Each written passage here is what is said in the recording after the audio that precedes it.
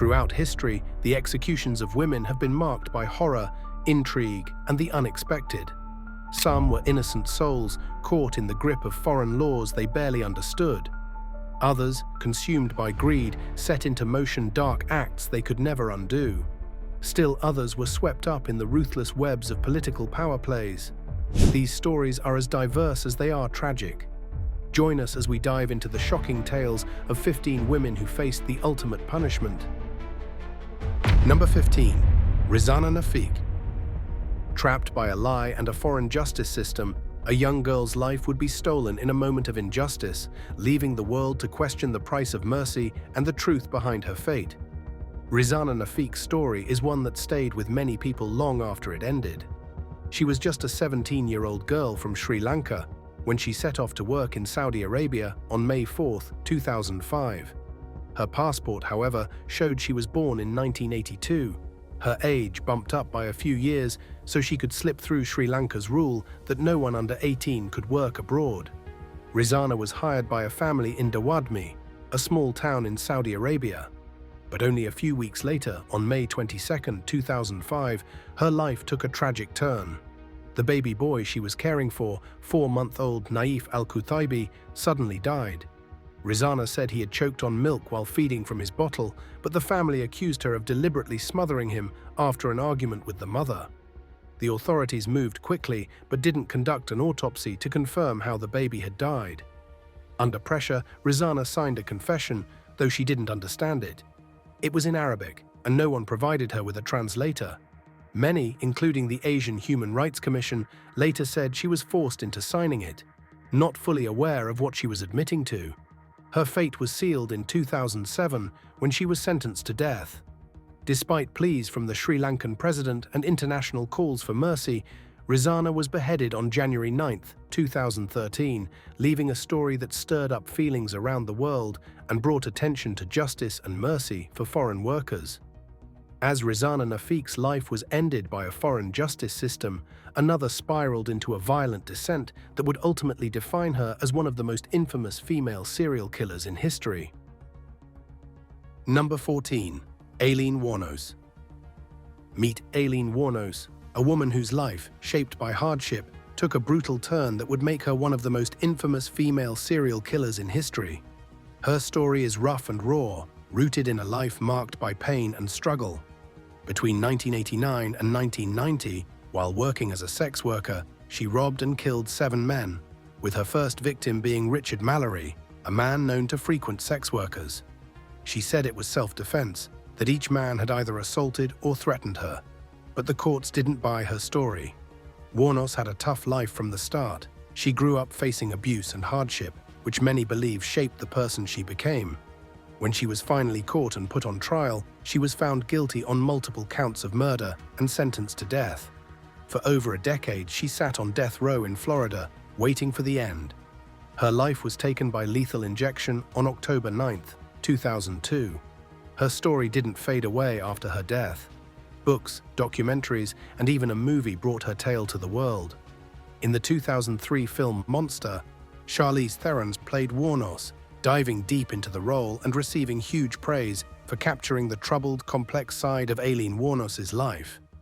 Moving from Aileen Wuornos' story to another, we now turn to a woman whose deadly actions went unnoticed for years, until the truth finally caught up with her.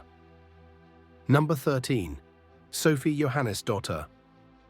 Behind a quiet presence and a seemingly ordinary life, Sophie Johannessen concealed a deadly secret, one that would claim multiple victims before the truth finally came to light. Originally from Sweden, she'd come over to Norway, landing a job as a maid for a well-off merchant in Halden. But her time there was anything but ordinary. Between 1869 and 1874, Sophie's presence was marked by unease and tension. She was known to be difficult to work with, her temper and knack for getting under people's skin causing many of the other servants to simply quit. When left alone, she'd swipe anything valuable she could get her hands on.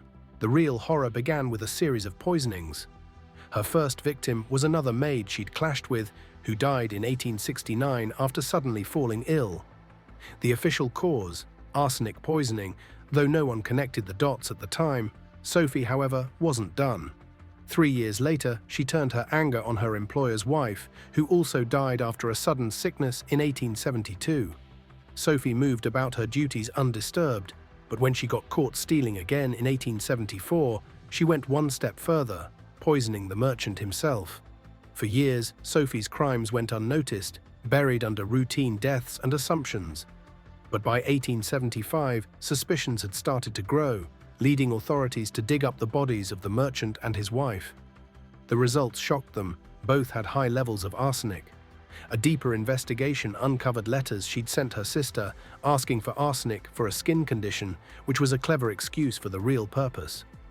When confronted with the mounting evidence, Sophie didn't try to deny it. She admitted to all 3 poisonings, sealing her fate. In July 1875, she was found guilty and sentenced to death. Her life ended by the blade in February 1876. While Johannesdottir's killings were less deceitful, the next killer moved like a silent predator, using her charm to ensnare her victims. Number 12. Louise Pete. Sometimes, the most dangerous killers wear the most innocent faces. Louise Pete didn't look like the typical criminal, but over the course of 3 decades, she left a trail of bodies, marking her as one of the most notorious female serial killers in America's early 20th century. Her first known victim was Jacob C. Denton, a wealthy mining engineer in Los Angeles. In 1920, Denton vanished, seemingly without a trace. Pete claimed he had traveled to Europe, but months later his decomposed body was found buried in his own home. Suspicion fell on her, especially after she was caught with some of his belongings. She was convicted of murder and sentenced to life, but in a twist, Peter was paroled after 18 years, walking free in 1939. Not long after her release, she struck again. She moved in with Arthur and Margaret Logan, an elderly, financially stable couple. Soon enough, Margaret Logan went missing, and her body was later found buried on her own property. Once more, Pete had befriended and then betrayed her victims for personal gain. This time, there was no second chance. Louise Pete was convicted and executed in the gas chamber at San Quentin on April 11, 1947. Her deadly pattern of deceit and betrayal for money made her one of the coldest killers of her era. But sometimes it's not greed, but heartbreak that pushes someone to the edge, just like our next killer. Number 11. Ruth Ellis. Ruth Ellis was a glamorous woman who worked as a nightclub hostess in London during the 1950s. She had the looks, charm, and a mysterious air about her that drew people in. That's how she met David Blakely, Swinging, a young, handsome, and wealthy race car driver. The two started a passionate but toxic relationship that was marked by love, jealousy, and violence. They would have wild fights, break up, and then get back together, unable to let go of each other. David, with his propensity for heavy drinking and infidelity, was far from the ideal partner.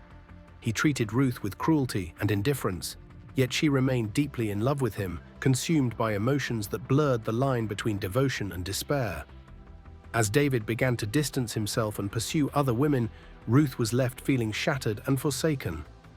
On April 10, 1955, everything came to a boiling point. Ruth found out where David was and waited outside a pub in Hampstead, London. When he came out with a friend, she confronted him, and after a brief exchange, she pulled out a revolver and fired. She missed the first shot, but as David tried to run, she chased him down and shot him 5 times, killing him on the spot. It was an act of pure rage and heartbreak. When the police arrived, she simply said, "I'm guilty, I'm a little confused," without even trying to deny what she had done. Ruth's trial was quick, and her confession left no room for doubt. She was found guilty of murder and sentenced to death. Despite public outcry and petitions begging for her life to be spared, the authorities refused to commute her sentence. On July 13, 1955, she was hanged at Holloway Prison, making her the last woman ever to be executed in the UK. The case sparked a lot of debates about love, mental health, and whether the death penalty was the right answer. Many people believed Ruth was a victim of her circumstances, a woman trapped in a destructive relationship, pushed to her breaking point. But the law didn't see it that way. To them, she was a cold-blooded killer who took a life and had to pay with her own. Half a world away, in the city of Sidi Bel Abbes, Algeria, whispers of sickness and sudden death began to spread.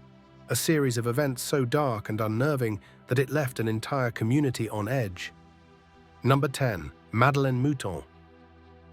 Who could have suspected that the quiet, unassuming Meline Muton held the secret to these unexplained horrors? At first, no one suspected anything strange, but then the deaths kept coming, each with unsettling signs of poisoning. Even Madeline's own child, her husband, and a few neighbors became violently ill, though they survived. The unusual pattern finally grabbed the attention of the local authorities, who launched an investigation. By the end of 1943, they discovered Meline had purchased 200 grams of sodium arsenite from a nearby pharmacy. She had told the pharmacist it was for getting rid of ants, but the amount was far more than she'd need for that. Meline was arrested and, under questioning, confessed to the poisonings, admitting responsibility for the 7 deaths. However, Meline Muton's motives for poisoning people around her remain unclear and are still a matter of speculation. Some sources suggest that she may have been driven by personal grudges or conflicts with her victims, while others point to financial gain or emotional disturbances. Her trial began on November 15, 1947, and it didn't take long for the jury to reach a verdict. Just 2 days later, they found her guilty on all counts, sentencing her to death. On April 10, 1948, Meline met her end by guillotine. As she was prepared for the blade, officials made sure her skirt and blouse were tucked neatly so nothing would interfere with the drop. Her hair was pulled back, and in those final moments, she cried out for her children. Then, in a quick flash, it was over. Now we shift focus to another woman whose tragic fate was not sealed by poison, but by the mysterious and deadly pattern surrounding each of her lovers. Every partner she had seemed to die. Number 9. Judy Buenoano. Judy Buenoano, swing later known as the Black Widow, left a dark legacy that still unsettles many. Her life took a sinister turn when her husband, James Goodyear, a U.S. Air Force sergeant, suddenly died in 1971 in Orlando, Florida.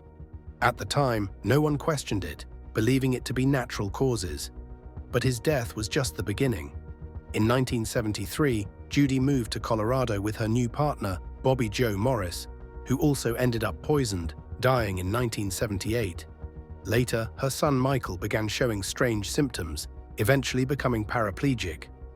On May 13, 1980, Judy took Michael canoeing. The canoe overturned, and Michael, weighed down by heavy braces and without a life jacket, drowned. Not long after his death, Judy started a beauty salon, and in 1983, she began dating John Gentry.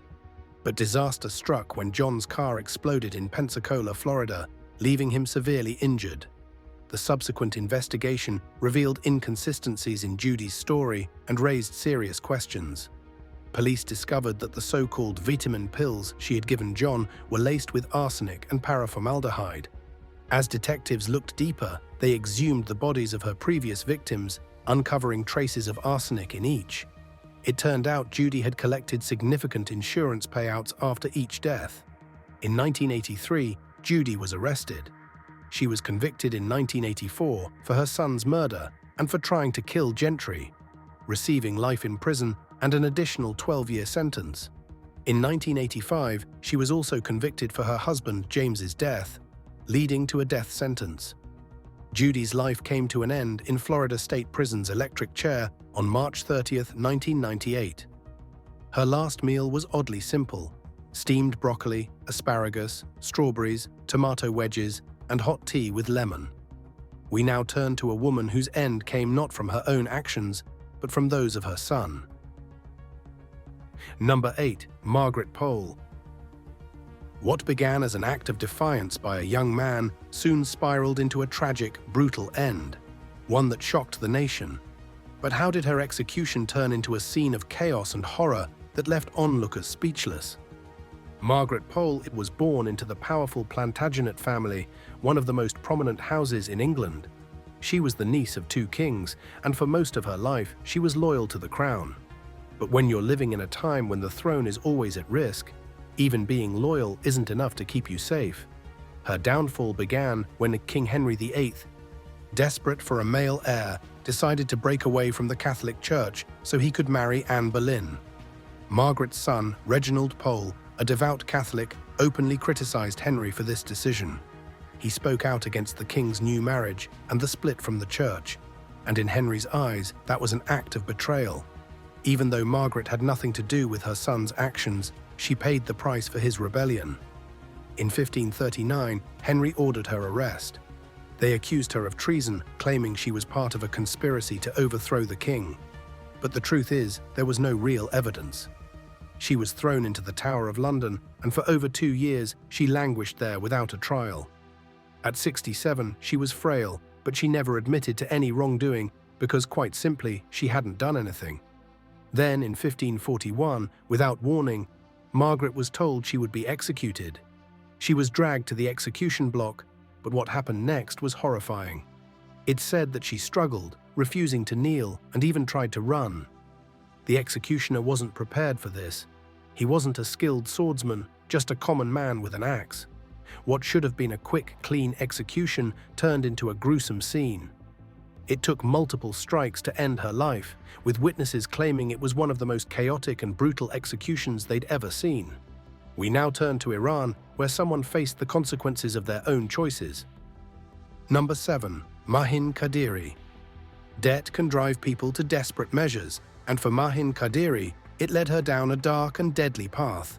In the city of Qazvin, Mahin's troubles began in 2006 when she strangled an elderly man during a robbery. Though she was arrested, the evidence didn't hold, and she was let go. For 3 years, she kept a low profile, but in early 2009, desperation struck again, and Mahin started hunting for elderly women to rob. Driving a yellow Renault, she would hang around religious shrines, spotting older women with gold jewelry. She'd offer them a ride, charming them with friendly conversation. Once they felt at ease, she'd hand them a drink spiked with anesthetic, which left them defenseless. Then Mahin would strangle them with her scarf or hands, taking their valuables before moving on to the next victim. This grim pattern might have continued if not for one woman on May 11, 2009, who grew suspicious when Mahin drove off route and refused to drink. Feeling something was wrong, she demanded to be let out and later reported the incident to the police, describing the yellow Renault. With this tip, police launched a huge search, checking thousands of cars. Eventually, they connected a cream-colored Renault seen near one of the crime scenes to Mahin. She was arrested on May 15, 2009, and confessed to 6 murders. Mahin explained her actions as a last resort, saying she was desperate to pay off debts and cover her daughter's medical bills. Her trial ended with a death sentence, and she was executed by hanging in Qazvin on December 20, 2010. The next story explores a case where loyalty was mistaken for treason and silence seen as guilt, trapping one woman in a web of political distrust. Number 6. Ethel Rosenberg. Ethel Rosenberg's fate was sealed by accusations that shook the very foundations of the Cold War era. But was she truly a traitor or merely a victim of a fear-driven system? In the 1950s, the Cold War was in full swing, and every day felt like a game of who's spying on who between the US and the Soviet Union. For Ethel Rosenberg, however, it was far more than just a rumor. She found herself at the heart of one of the most shocking trials in American history, accused of passing atomic secrets to the Soviets. Alongside her husband, Julius, Swing Ethel became a symbol of betrayal and fear for many Americans. Or at least, that's what the government wanted everyone to believe. Ethel's story is one of devotion, but not just to her country. She was deeply committed to her family and her husband, who had strong political beliefs that sometimes walked a fine line. Julius was already involved in some sketchy circles, dabbling in secret meetings and discussions that had a little too much red in them for America's liking. When Julius was accused of passing US nuclear secrets to the Soviets, the FBI turned its gaze toward Ethel too. They needed more than just Julius. They wanted to make an example, a cautionary tale, and Ethel fit the role perfectly. The evidence against Ethel was thin. Some of it came from her own brother, David Greenglass, who was roped into the scheme and pointed a finger at his sister to save himself. His testimony became the crux of the government's case, though many later claimed he might have lied under pressure. Ethel was portrayed as a mastermind who helped type up notes with top-secret info, though she had no real history of espionage. But to the public, she became this mysterious villain, part of a couple plotting to destroy America from the inside out. The trial was explosive and intense, capturing the nation's fear and paranoia in every headline. In the end, despite cries of innocence and appeals from around the world, both Ethel and Julius were sentenced to death. On June 19, 1953, Ethel, a mother of 2 young boys, was led to the electric chair. They say it took 3 shocks to end her life, a horrifying detail that made many question if she should have been there at all. Before we move on, it is time for today's subscriber's pick. This image depicts a grim scene of people being burned alive.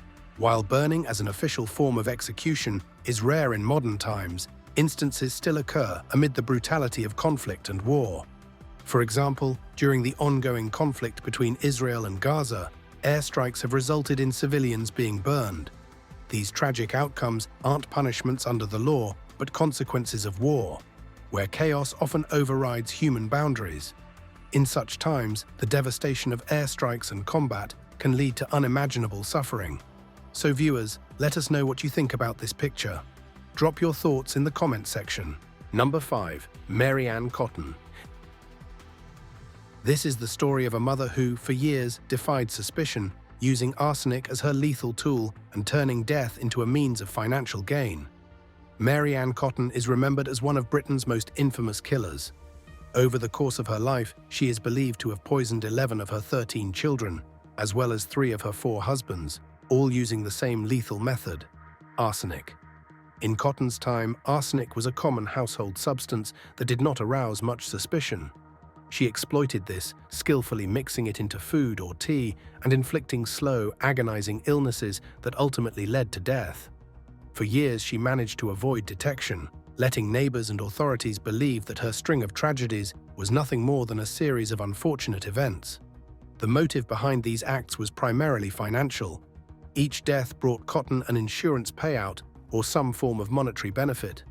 The deaths followed one after another, with barely any time between them, and each time Cotton collected the proceeds. But her luck ran out when authorities linked her to the death of her stepson. She was eventually arrested, tried, and convicted. Her punishment? The gallows. Cotton was hanged at Durham County Jail on March 24, 1873, by a famous executioner named William Calcraft. But her execution didn't go as planned. Typically, hangings would break the neck, leading to a quick death. But Cotton's rope was set too short, meaning she slowly suffocated instead, her death drawn out in a twisted turn of fate. While Cotton's acts were driven by greed, the story that follows reveals how desperation and debt can drive someone to equally sinister choices. Number 4. Kim's son, Ja. Kim seemed like any other mother, raising her kids and handling the usual day-to-day. But behind closed doors, her life was far from ordinary. She was desperate, neck-deep in gambling debt, and she'd do anything to make that debt disappear, even if it meant murder. Her method was chillingly clever.